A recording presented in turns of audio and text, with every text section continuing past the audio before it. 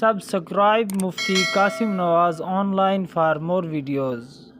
Bismillahirrahmanirrahim. Assalamu alaikum warahmatullahi wabarakatuh. امید ہے تمام احباب خیریت سے ہوں گے۔ سوال پوچھا گیا ہے کہ نماز کی ہر رکعت میں سورہ فاتحہ سے پہلے بسم اللہ پڑھنا واجب ہوتا ہے یا نہیں، اور سورہ فاتحہ کے بعد ہر سورت سے پہلے بسم اللہ پڑھنا ضروری ہے یا نہیں؟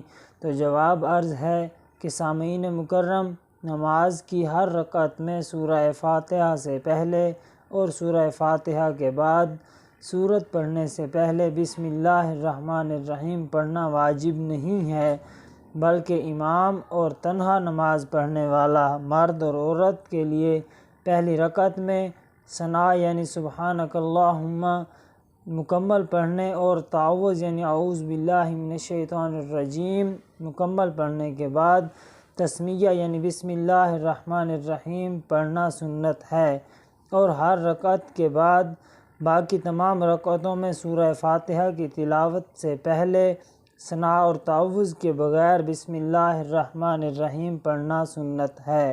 سامعین مکرم، مقتدی امام کے پیچھے پہلی رکعت میں صرف ثنا پڑھے گا اور اس کے بعد خاموش رہے گا، کیونکہ مقتدی کے لیے امام کی اقتداء میں قرأت جائز نہیں ہے، اور تعوذ اور تسمیہ یعنی اعوذ باللہ من الشیطان الرجیم اور تسمیہ یعنی بسم اللہ الرحمن الرحیم قرأت کے تابع ہیں۔